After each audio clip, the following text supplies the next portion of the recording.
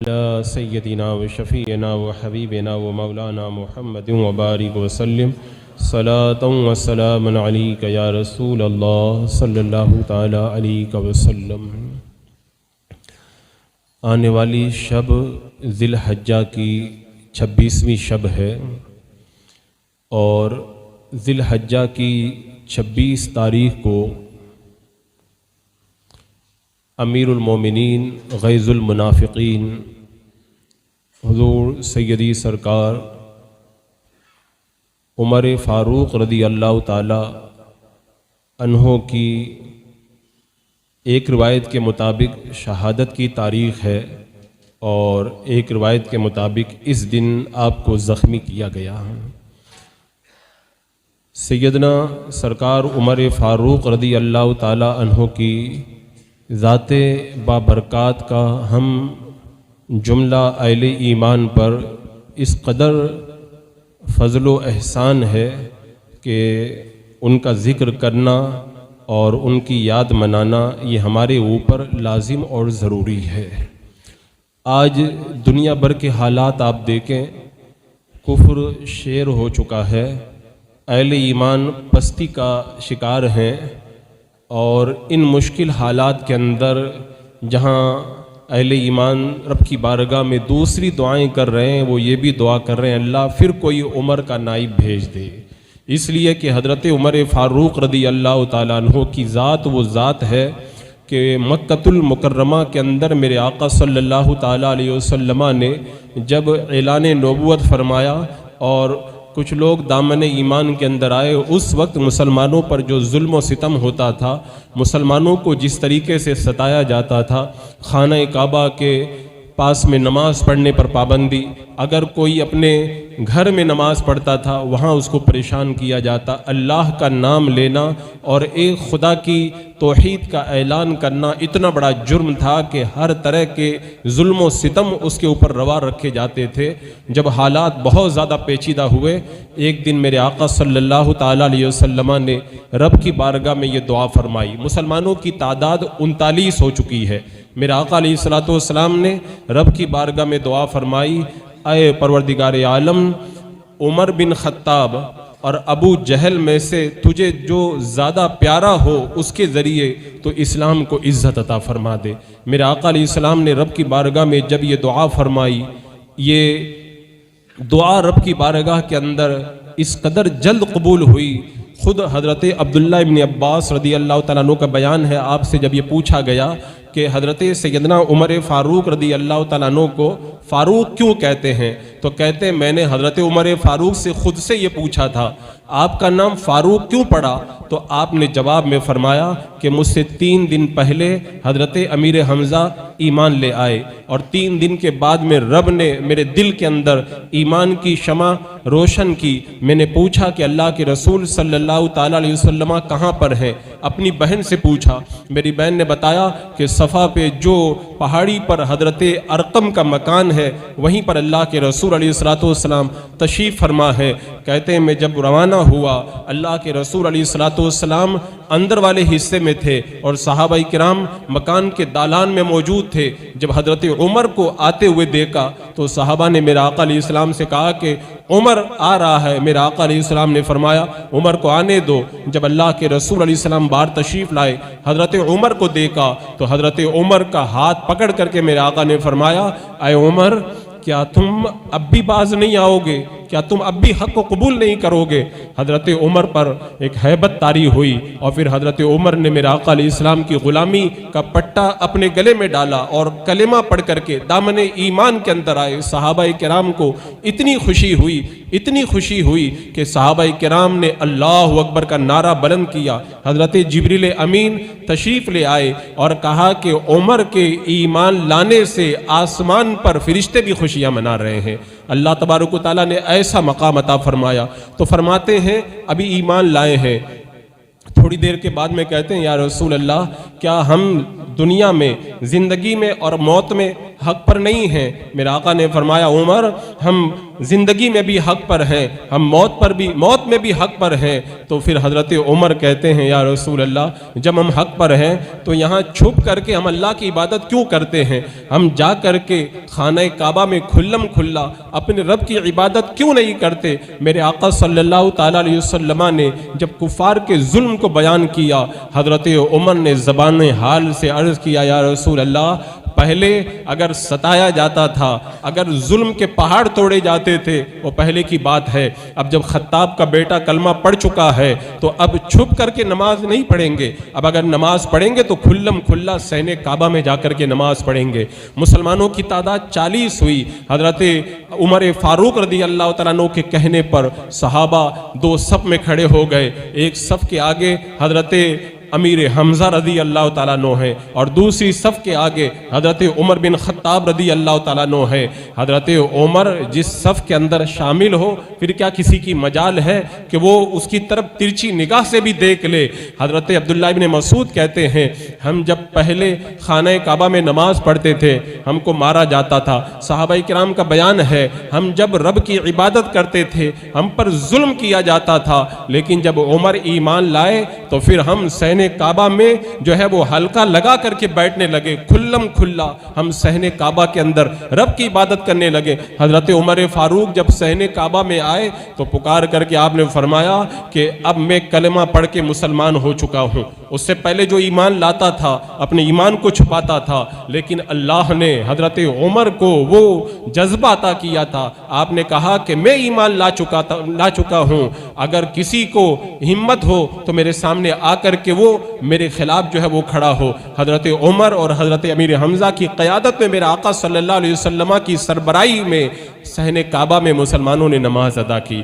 तो सहाबा ने बयान किया, पहले मुसलमान पस्त थे, उन्हें सताया जाता था, कुफ्र दिलेर था, लेकिन जब हजरत उमर फारूक ने जब कलमा पढ़ा, आप ईमान लाए, तो अल्लाह ने इस्लाम को गलबा अता फरमाया। मुसलमान खुल्लम खुल्ला निकल करके नमाज पढ़ने लगे। पहले मुसलमान सिर्फ मार खाते थे, हजरत उमर जब ईमान लाए तो अगर कोई मारता था तो जवाब में वापस उसको मारने का जज्बा उनके दिल के अंदर पैदा हुआ। तो अल्लाह ने हजरत उमर के जरिए हक को बातिल से अलग कर दिया। हजरत अब्दुल्लाह इब्न अब्बास फरमाते हैं, इसलिए हजरत उमर को फारूक कहा जाता है। फारूक का माना ये हक और बातिल को जुदा कर देने वाला। अल्लाह तबारक व तआला ने हजरत उमर को वो जज्बा अता किया था। बताओ, हजरत उमर रदी अल्लाह तआला अन्हु से कुफ्र कांपता था, जबकि क्या था, उनके हाथ में सिर्फ एक चमड़े का दुर्रा था और उधर वो बड़े लाओ लश्कर लेकर के बैठे हुए थे। आखिर इस दुर्रे के अंदर कौन सी ऐसी करामत थी? हजरत उमर के कपड़ों पर पैबंद लगे हुए थे। आखिर से पैबंद लगे हुए कपड़ों के अंदर कैसी ऐसी खूबी थी कि बड़े बड़े शाह कैसर और किसरा अपने तख्त पर हजरत उमर का नाम सुन करके कांप जाया करते थे। हजरत उमर को अल्लाह तबारक व तआला ने ऐसी हैबत अता फरमाई थी। कैसर रूम का कासिद है, मदीना मुनव्वरा आया, पूछा कि मुसलमानों तुम्हारे बादशाह का महल कहाँ पे है? मुसलमानों ने कहा हमारा कोई बादशाह नहीं, उसका कोई महल नहीं। कहा उमर का वो हमारे अमीरुल मोमिनीन है, जाओ जाकर के देखो, अभी मिट्टी उठा रहे थे, कहीं दरख्त के पास में सो रहे होंगे। वो तलाश करते हुए जब पहुंचा तो क्या देखा, गर्म मिट्टी के ऊपर हजरत उमर फारूक रदी अल्लाह तआला अन्हु चैन से सो रहे हैं। न कोई महल है, न कोई नरम बिस्तर है और न कोई सिक्योरिटी गार्ड है। वो जब देखा तो उस पर हैबत तारी हो गई। कहते हैं ना कि जो हैबत जबरदस्ती पैदा की जाती है वो दिल में असर नहीं करती है, जो हैबत रब देता है दुनिया के बड़े बड़े बादशाह भी उससे कापा करते हैं। हजरत उमर वो पुराना सा अमामा और वो पैबंद लगा हुआ झुब्बा और मामूली दुर्रा लेकर के मिट्टी पर लेटे हुए हैं और वो बड़ा रूम का कासिद जो है वो अपनी जगह पे खड़े होकर के कांप रहा है। जब हजरत उमर बेदार हुए तो वो हाथ जोड़ करके कहता है, उमर तुमने इंसाफ किया, तुमने हक का दामन थामा, तो तुम्हारी हैबत का ये आलम है कि तुम अगर गर्म मिट्टी पे सो जाओ तो तुम्हें चैन की नींद आती है। हमारे बादशाहों ने जुल्म किया, पब्लिक पर जो है वो जुल्म सितम के पहाड़ तोड़े, तो वो अपने महल के अंदर सिक्योरिटी में रहते हैं तब भी उनको चैन की नींद नहीं आती है। बंदा जब हक पर कायम होता है, अल्लाह उसके रसूल के फरामीन पे चलता है, तो अल्लाह तबारक व तआला उसे गुर्बत में भी इज्जत अता फरमाता है, उसे गरीबी में भी अमीरी अता फरमाता है और उसे मुश्किल हालात के अंदर भी अल्लाह तबारक व तआला अमन व सुकून नसीब फरमाता है। हज़रत उमर फ़ारूक रज़ी अल्लाह तआला अन्हु का ये हैबत और ये दबदबा जो है वो सिर्फ इंसानों पर नहीं था, बल्कि मेरे आका सल्लल्लाहु ताला अलैहि वसल्लम ने फरमाया, उमर जिस रास्ते से तुम गुजरते हो ना, शैतान उस रास्ते से नहीं गुजरता, और शैतान अगर तुम्हें किसी रास्ते पर देख लेता है वो अपना रास्ता बदल करके निकल जाता है। हज़रत मौला अली रज़ी अल्लाह तआला अन्हु ने इरशाद फरमाया कि तमाम सहाबाए किराम इस बात को जानते थे कि हज़रत उमर के साथ में जो शैतान है वो शैतान भी हज़रत उमर को गलत काम के लिए नहीं कहता है। हर एक के साथ में एक फरिश्ता होता है, एक शैतान होता है। शैतान गुनाहों की तरफ लेकर के जाता है, लेकिन हज़रत अली फरमाते हैं सहाबा को ये मालूम था कि हज़रत उमर के साथ में जो शैतान है उस शैतान की इतनी मजाल नहीं है कि हज़रत उमर से गुनाह के बारे में कह दे। वो इतनी हैबत रब ने अता फरमाई थी। रिवायतों में आता है हज़रत उमर जब आते थे, आपके कदमों की जब आहट आती थी, हल्की सी आवाज़ आती थी, शैतान वो रास्ता छोड़ करके निकल जाया करता था। और मेरे आका ने इरशाद फरमाया कि इंसानों के शैतान भी उमर से डरते हैं और जिन्नातों के शैतान भी उमर से डरते हैं। ऐसी हैबत कहाँ से मिली? हज़रत मुकर्रम आज जो मुसलमान पस्तियों का शिकार है, पता नहीं किस किस को उन्होंने अपना आइडियल बनाया, अपना रहनुमा बनाया, कैसे कैसे लोगों के जो है वो पीछे चल पड़े और कैसी कैसी चीज़ों को पढ़ करके उन्हें अपनी ज़िंदगी के सांचे में उतारने की कोशिश की। मैं कहता हूँ अगर इज़्ज़त मिलेगी, अगर रोबो दबदबा मिलेगा, अगर शान व शौकत मिलेगी तो उसी तरीके से मिलेगी जिस तरीके से अल्लाह तबारक व तआला ने कर्ने अव्वल के मुसलमानों को अता फरमाई थी। हज़रत उमर फटे हुए कपड़ों के अंदर भी इतना रोबो दबदबा रखें कि बादशाह वक्त उनके नाम से कांपे। ये दबदबा कहाँ से मिला था? बंदा जब दीन पे चलता है तो अल्लाह उसे ये सब अता करता है। आज हमने दीन से दूरी इख्तियार की, हमने गैरों को आइडियल बनाया, अल्लाह उसके रसूल के फरामीन को हमने छोड़ा, कुरान की तालीमात को तर्क किया, हम सारे ज़माने में हम रुसवा होकर के रह गए। इज़्ज़त अगर मिलेगी तो कहाँ से मिलेगी? हज़रत उमर फ़ारूक रज़ी अल्लाह तआला अन्हु हज़रत अबू उबैदा के साथ में मुल्क शाम की तरफ रवाना हुए। जब चले हैं रास्ते में पानी आ गया, हज़रत उमर नीचे उतर पड़े। आपने अपने दोनों मोज़े निकाले और मोज़े निकाल करके अपने कंधों पे डाल लिए। आप जानते हैं जो आम तौर पर देहात के रहने वाले रहते हैं वो इस तरीके से रख लेते हैं। तो हज़रत अबू उबैदा ने जब देखा तो देख करके कहा, उमर आप दूसरों के मुल्क में आए हैं, ये बड़े बड़े जाओ जलाल वाले यहाँ पर अमीर और अफसर मौजूद हैं, आप इस तरह के यहाँ पे अपने कंधों पे मोज़े रख रहे हैं, मुझे पसंद नहीं आ रहा, इससे आपके ऊपर असर पड़ेगा, आपका रोबो दबदबा कम होगा। उनके कहने का मफहूम ये था। तो हज़रत उमर फ़ारूक ने जब सुना तो जलाल में आ गए।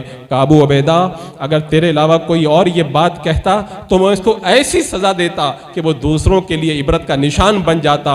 और फिर उसके बाद में हज़रत उमर ने वो तारीखी जुमला कहा जो आज भी तारीख के सफ़ात पर सुनहरी हरूफ में नक्श है और क़यामत तक अगर इज़्ज़त का अगर निशान है तो हज़रत उमर फ़ारूक ने वो बता दिया। फरमाते हैं कि हमें जो इज़्ज़त मिली है वो इस्लाम की वजह से मिली है। इस्लाम के अलावा अगर कहीं और से बंदा अगर कोई इज्जत चाहेगा अल्लाह उसे कभी भी इज्जत नहीं अता फरमाएगा। हज़रत उमर ने कहा कपड़ा कैसा भी हो, सवारी चाहे कैसी भी हो, हमारे पास में चाहे हथियार हो कि ना हो, लेकिन अगर हम दीन के ऊपर कायम हैं तो अल्लाह हमें ज़रूर इज़्ज़त अता फरमाएगा। वरना अगर हमारे पास दीन पर इस्तकामत नहीं, हम जो चाहे पहन लें, जो चाहे खा लें, हमें कभी भी इज़्ज़त नहीं मिल सकती है। उन्होंने दीन पे अमल किया, अल्लाह ने उन्हें इज़्ज़तें अता की। और आज आप देखें, आज हम दीन से दूर हुए तो सब कुछ है, बड़े बड़े बंगलों में भी हम रह रहे हैं, हमारे पास में बड़ी बड़ी अच्छी गाड़ियाँ भी हैं, बड़ा बैंक बैलेंस भी है, और ये है वो है, अगर नहीं है तो हमें वो इज्जत नहीं मिल पाई जो कर्ने अव्वल के मुसलमानों को मिली थी। और ऐसा नहीं कि हज़रत उमर रज़ी अल्लाह तआला अन्हु जब इतने सख्त और इतने जाओ जलाल वाले थे तो जो है वो हर छोटे बड़े के साथ आपका यही बर्ताव था, बल्कि आलम यह है, यही मुल्क शाम का सफ़र आप गए तो ये हुआ, और जब वापस आए ना तो रास्ते के अंदर एक काफिले के अंदर आप रुक गए लौटते वक्त में, तो देखा कि एक बुढ़िया से मुलाकात हो गई। पूछा आपने उस बुढ़िया से, बताओ कि हज़रत उमर के बारे में तेरा क्या ख्याल है? उस बुढ़िया ने कहा कि अल्लाह उमर को भलाई न दे। हज़रत उमर कांप गए, उसको पता नहीं था कि यही उमर है। आपने फरमाया बात क्या है? कहा जब से उमर खलीफा बने हैं एक दिन भी मेरे घर पे नहीं आए, मेरे हाल चाल नहीं पूछे। हज़रत उमर ने ज़बान हाल से बताया, कभी जो है वो रूम की तरफ लश्कर जा रहा है, कभी शाम की तरफ लश्कर जा रहा है, कभी मिस्र लश्कर जा रहा है, इतने सारे काम है, बैतुल माल को संभालना संभालना, फौजों को देखना और फिर बहुत सारे काम हैं, अब उमर तेरे घर पे कैसे आ सकता है? उस बुढ़िया ने कहा कि अगर उमर खलीफा है तो उसे फिर मशरिक से लेके मगरिब तक जो भी उसके दौरे हुकूमत के अंदर अहले ईमान बसते हैं उनकी खबरगिरी तो करना चाहिए। हजरत उमर कांप गए और कहा एक काम करो, उमर के लिए तुम बराअत का दस्तावेज लिख दो, मैं तुम्हें 20 दिरहम देता हूं। औरत तैयार हो गई, एक दस्तावेज लिखा गया कि मैं क़यामत के दिन उमर पर खुदा की बारगाह में कोई दावा नहीं करूंगी, 20 दिरहम के बदले मैं अपने दावे से दस्तबरदार हो गई। हजरत अली और हजरत साद को बुला करके दोनों के उस पर दस्तखत करवाए। हजरत उमर इतनी अजमत वाले खलीफा होकर इस बात से डर रहे, कल क़यामत के दिन ये बुढ़िया औरत अगर रब की बारगाह में कह देगी तो उमर क्या जवाब देगा। तो उस औरत से 20 दस्तावेज के अंदर 20 रुपए के अंदर दस्तावेज लिखवा करके आपने बरात का वो दस्तावेज महफूज फरमाया। हजरत मुकर्रम, जब बंदा दीन पे चलता है खुदा से डरता है। हजरत उमर को अल्लाह ने इतना जाओ जलाल दिया था, उसके बावजूद भी आलम ये था कभी गरीबों को आपने फरामोश नहीं किया। जाओ जलाल का तो ये आलम है कि ईरान इराक के फातेह हजरत साद बिन अबी वक्कास रदी अल्लाह तआला अन्हु, जो बहुत बड़े इस्लाम के जनरल और बहुत बड़े सिफे सालार है, आपको पता चला कि उन्होंने अपने मकान के बाहर ड्यूटी लगाई है, दरबान मुकर्रर किया है। कहा कि मुसलमानों का अमीर अपने दरवाजे पर जो है वो दरबान मुकर्रर करे, ऐसा नहीं हो सकता। आपने कासिद को मदीने से रवाना किया, जाओ वो ड्यूटी तोड़ दो, उसको जला करके राख कर दो और दरबान को वहां से हटा दो। आपके हुक्म के मुताबिक दरबान पहुंचा, ड्यूटी को जला करके राख कर दिया। हजरत उमर को यह भी गवारा नहीं कि वो लोगों की बातों को सुनने के लिए रास्ते में कोई रुकावट बन करके खड़ा हो जाए। ये जजीरा के जो गवर्नर हजरत अरबाज रदी अल्लाह तआला अन्हु, उनके बारे में हजरत उमर को पता चला कि वो बड़ा जो है वो पतला कपड़ा पहनते हैं, यानी जो आरामदेह कपड़ा होता है। आपने कहा पकड़ करके मेरे पास लाया जाए। आज अगर कोई किसी इलाके का हाकिम हो, उसको पकड़ना इतना आसान काम नहीं है, लेकिन हजरत उमर को अल्लाह ने वो जाओ जलाल दिया था, हुक्म दिया, जजीरा के अफसर को, हाकिम को पकड़ करके हजरत उमर के पास लाए। आपने फरमाया ये आराम वाला कपड़ा उतार दो इसका, और उसके बाद में मोटा सा कपड़ा पहनाया और उसके बाद में एक लकड़ी हाथ में दी। कहा तुम गवर्नर बनने के लायक नहीं हो, इतने आराम वाला कपड़ा पहनते हो, ये लकड़ी लो और जा करके मुसलमानों के बैतुल माल के जो जानवर है, आज से उस जानवरों को चराने की ड्यूटी तुमको दी जाती है।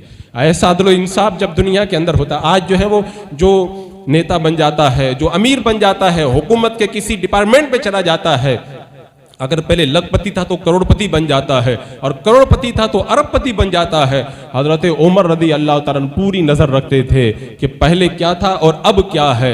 हजरत उमर रदी अल्लाह तआला अन्हु के ये इंसाफ ही की वजह थी कि दुनिया के अंदर ऐसा अमन व सुकून कायम हुआ था। अल्लाह अकबर। और हजरत उमर की जबान भी तो फिर वो जबान थी अल्लाह ने जिस पर हक को जारी किया था।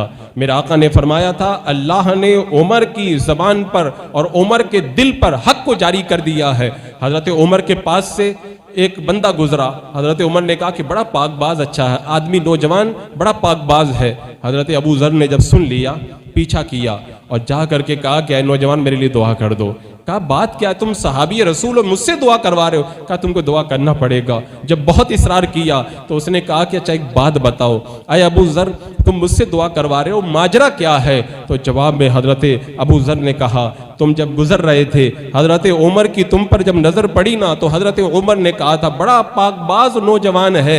और हजरत उमर की वो जात है कि अल्लाह ने उमर की जबान पर और उमर के दिल पर हक को जारी कर दिया है। जब उमर ने कह दिया कि तुम पाकबाज हो, मुझे यकीन है तुम दुआ करोगे, अल्लाह तुम्हारी दुआ को कबूल फरमा लेगा। ऐसी जबान अल्लाह ने अता फरमाई थी। तर्जुमाने नबी हम ज़बाने नबी, ऐसी जबान अल्लाह ने आपको अता फरमाई। मेरे आका ने फरमाया था हर उम्मत में कुछ ऐसे लोग होते हैं जो मुहद्दस होते हैं, जिनकी जबान जो है वो हक की तर्जमान होती है। मेरी उम्मत के अंदर अगर कोई मुहद्दस है तो वो उमर फारूक है।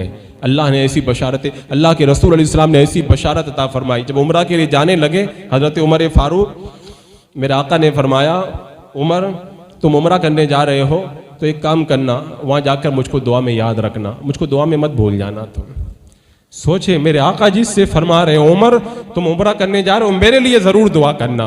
मुझको दुआ में मत भूलना। उस उमर का मकाम कितना बुलंद होगा।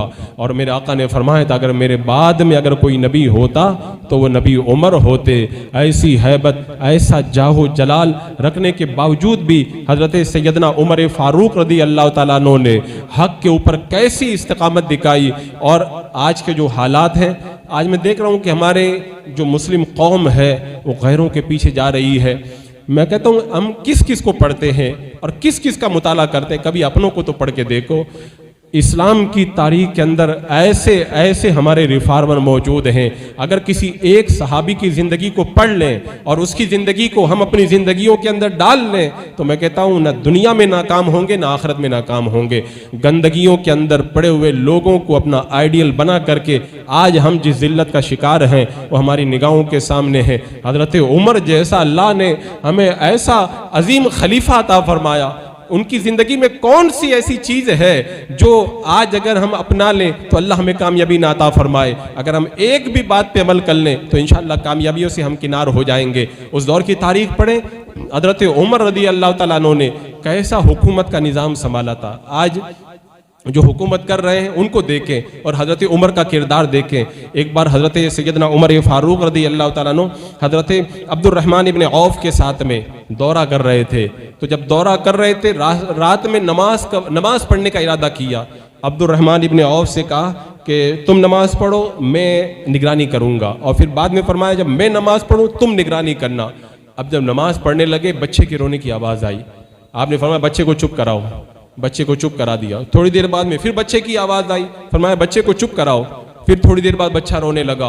तीसरी बार जब बच्चा रोने लगा हज़रत सैयदना उमर फ़ारूक रज़ी अल्लाह ताला अन्हु खुद चल करके गए। फरमाया बात क्या है, बच्चा क्यों रो रहा है। आज का कोई अगर अमीर हो, एक मुल्क का जो बादशाह होता है ना, उसकी क्या हिम्मत कि वो किसी के पास जाए। जो कई मुल्कों के बादशाह थे, अमीरुल मोमिनीन थे, वो चल करके जाते हैं, फरमाते तुम्हारा बच्चा रो क्यों रहा है। उसने बताया कि बैतुल माल से बच्चे का वजीफा नहीं मिला है, इसलिए मैं बच्चे का दूध छुड़ा रही हूँ। तो दूध छुड़ाने की वजह से बच्चा रो रहा है। हज़रत उमर पलट करके आए और फजर तक रोते रहे और फजर की नमाज के बाद में ऐलान कर दिया वक्त से पहले आज के बाद कोई माँ अपने बच्चे का दूध नहीं छुड़ाएगी। जो बच्चा एक दिन का होगा बैतुल माल से उसको भी वजीफा दिया जाएगा। ऐसी जो रियाया की खबरगिरी करे, हज़रत उमर फ़ारूक रात में दौरा किया करते थे। आज तो सिक्योरिटी गार्ड के साथ में जब कोई निकलता है तो 24 घंटा पहले पूरा इलाका चेक किया जाता है कि कुछ जो है वो कोई हमला ना कर दे। मैं कहता हूं जब जुल्म करोगे तो डर के जिंदगी गुजारोगे, जब लोगों के हुकूक नहीं अदा करोगे अपनी जान का खतरा तुम्हें महसूस होगा। उमर की तरह अगर एक बच्चे का भी हक दोगे, एक दिन के दूध पीते बच्चे का भी ख्याल रखोगे, तुम्हें किसी सिक्योरिटी की जरूरत नहीं, अल्लाह खुद तुम्हारी हिफाजत का सामान पैदा फरमाएगा बगैर किसी सिक्योरिटी के। हजरत उमर रात के अंदर दौरा कर रहे हैं, दौरा करते करते देखा कि बच्चे रो रहे हैं, औरत उनको बहला रही है। अंदर गए तो मालूम किया माजरा क्या है।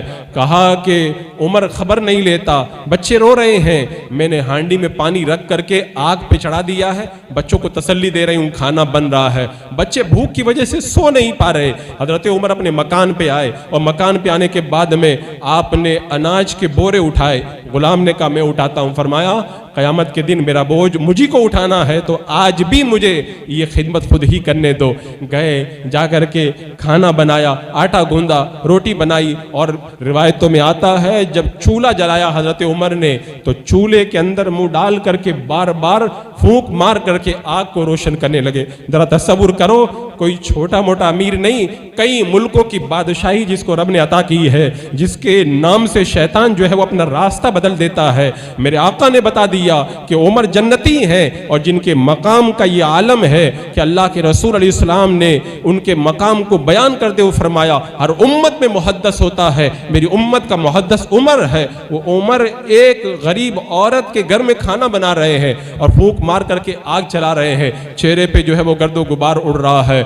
खाना बन के तैयार हुआ, खाना खिलाया और उसके बाद में रिवायत में आता है हजरत उमर जो है वो जमीन पर हाथ रख करके और पांव के बल ऐसे चलने लगे जैसे कोई बकरी वगैरह चला करती है, बच्चों को खुश करने के लिए। क्यों?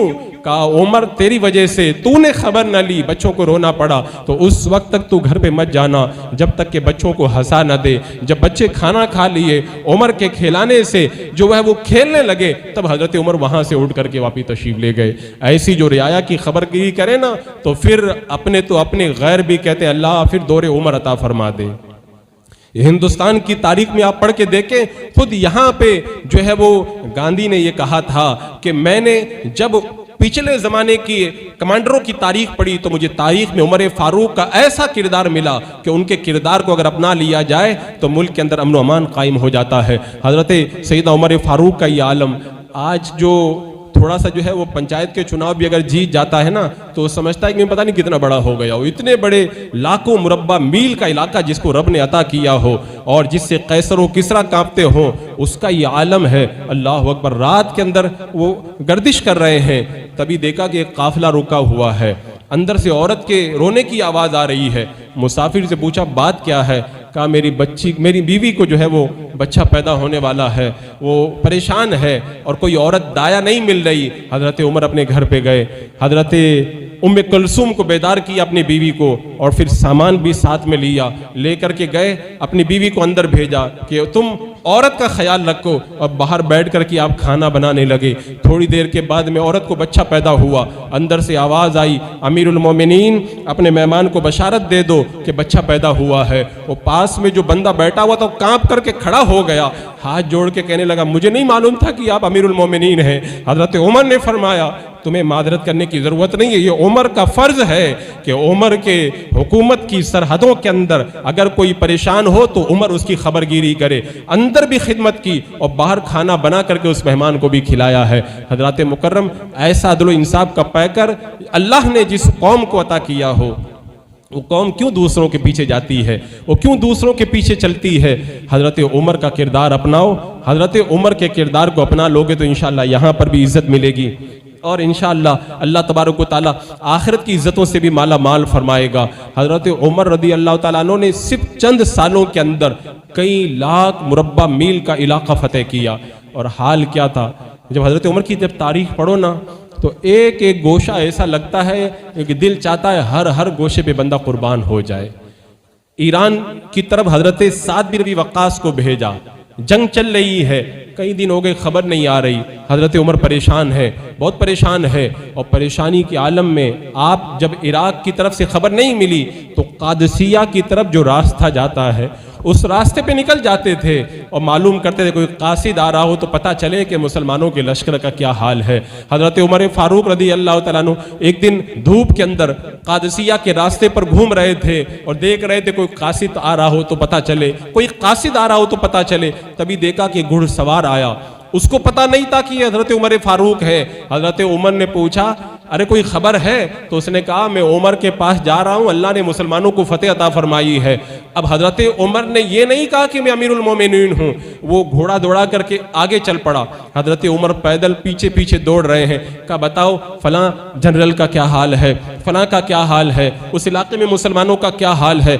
दौड़ते जा रहे हैं पीछे और उससे हालात पूछ रहे हैं, यहाँ तक कि वो मदीने के अंदर दाखिल हो गया। जब मदीने में दाखिल हुए तो सहाबा ने देख करके कहा अमीरुल मोमिनीन उमर क्या बात है, आप एक घोड़े के पीछे पीछे दौड़ रहे हैं। जब उसने देखा तो वो लरस गया, नीचे उतर के माफी मांगने लगा कि मुझे नहीं मालूम था कि आप अमीरुल मोमिनीन हैं। आपने फरमाया माजरत की कोई जरूरत नहीं है, अगर मुसलमानों का लश्कर किसी इलाके में जंग कर रहा हो तो उमर की ये जिम्मेदारी है कि उसके हालात को दरियाफ्त करे। आज जब इस तरह के हुक्मरान अगर कौम मुस्लिम को मयस्सर आएंगे तो अल्लाह तबारक व तआला इज्जतों के ताज अता फरमाएगा। लेकिन आज तो आलम यह है कि हमने अपनी दुनिया को सब कुछ समझ लिया। अपने जो अजीम रिफार्मर थे, हमारे जो अजीम रहनुमा थे, आज हमें पता नहीं उनकी तारीख क्या है। अब हज़रत अबू बकर सिद्दीक की जो है बारे में लोगों से पूछें, हज़रत उस्मान गनी के बारे में पूछें, हज़रत मौला अली के बारे में पूछें, हज़रत अमीर हमज़ा के बारे में पूछें, कौन बता पाएगा? हाँ आप पूछें फला हीरो की फिल्म के बारे में पूछें, फला क्रिकेटर के रनों के बारे में पूछें, छोटे छोटे बच्चे भी बताते हुए नजर आएंगे।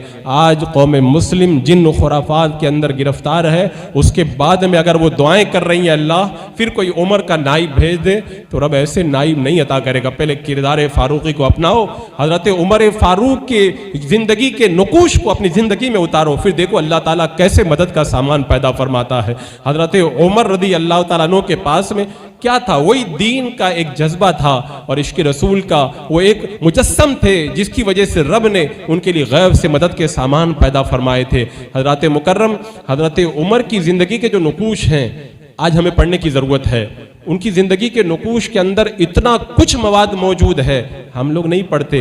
जो यूरोप के लोग हैं, जो गैर मुस्लिम बड़े फ़िलासफ़र हैं, वो हज़रत उमर को पढ़ते हैं और हज़रत उमर को पढ़ करके अपने निज़ाम हुकूमत को दुरुस्त करते। हज़रत उमर फ़ारूक रज़ी अल्लाह ताला अन्हु ने जो काम किए हैं, अगर आज के हुक्मरान उनको पढ़े ना तो उनकी ज़िंदगियों में इनकलाब आना ही आना है। आपने देखे हज़रत उमर फ़ारूक रज़ी अल्लाह ताला अन्हु ने जो डिपार्टमेंट बनाए, जो शोबे बनाए और जिस अंदाज़ के अंदर दीन का काम किया, उसकी मिसालें उससे पहले नज़र नहीं आती हैं। और आपका किरदार और आपकी इस हैबत की वजह से पूरा कुफ्र आपके ख़िलाफ़ था। आज आप देखें, जब कोई आदमी जो है वो ज़्यादा आगे बढ़ता है तो ख़तरे बढ़ जाते हैं।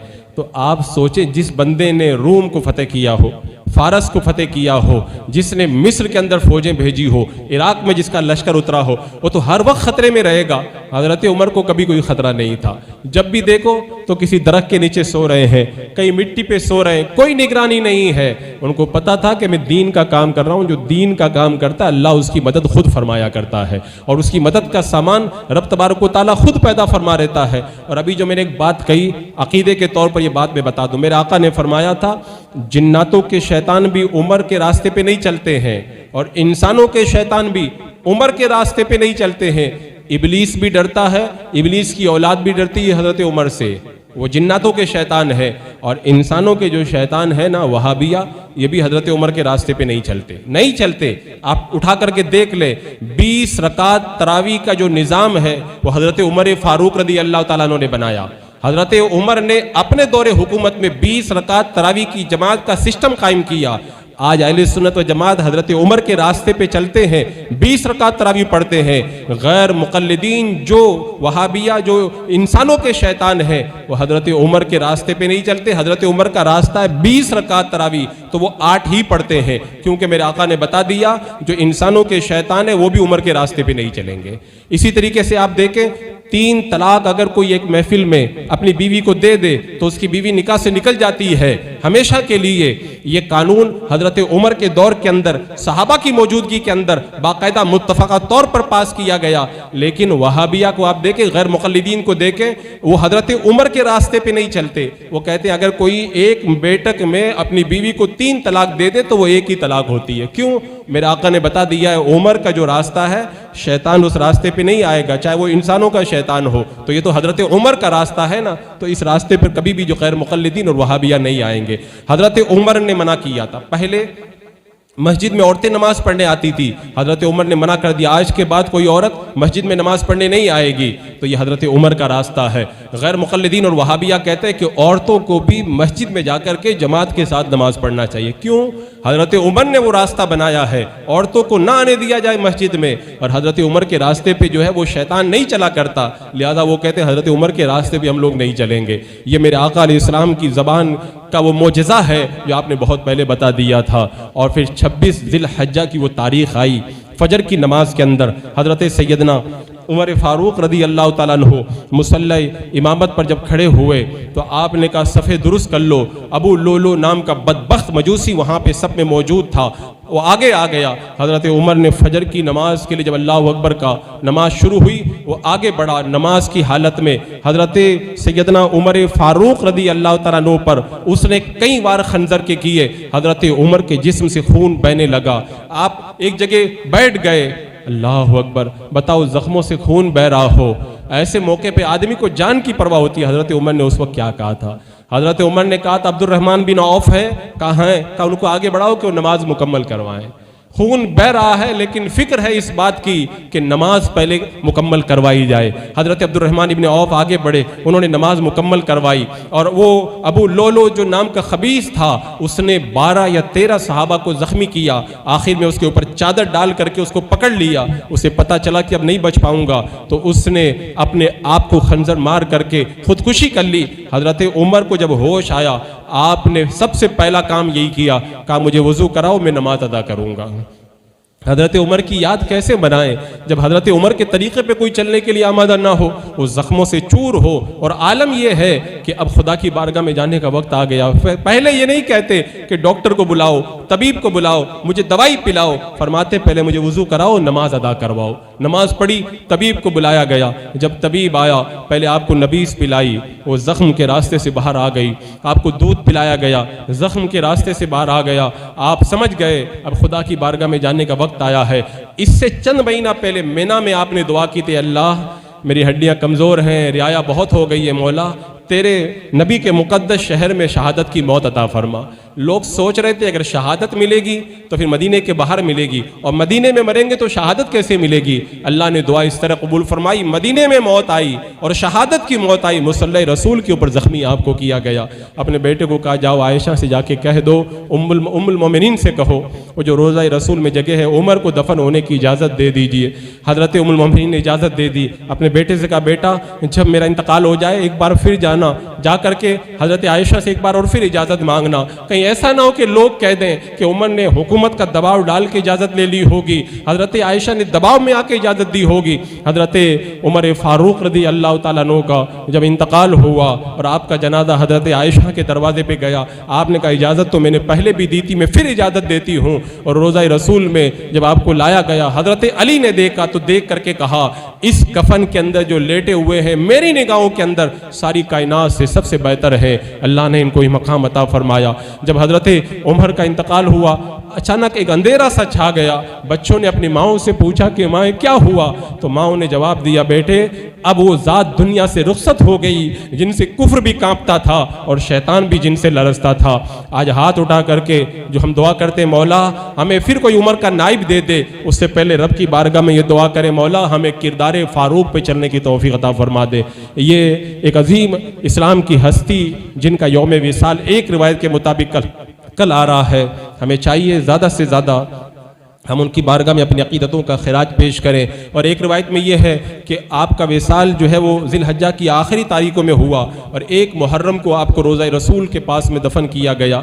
उस मुक़द्दस अजीम हस्ती की बारगाह में न्याज का एहतमाम करें, अपनी अकीदतों का खिराज पेश करें और दुआ करें मौला फिर से कोई ऐसा उमर भेज दे जो दुनिया के कुफ्र को मिटा करके इस्लाम की रोशनी को पूरी दुनिया के अंदर उजागर फरमा दे। अल्लाह रब क़दीर उस मुक़द्दस हस्ती के सदक़े में हमें भी इस्लाम की सही मानों के अंदर खिदमत करने की तौफीक अता फरमाए।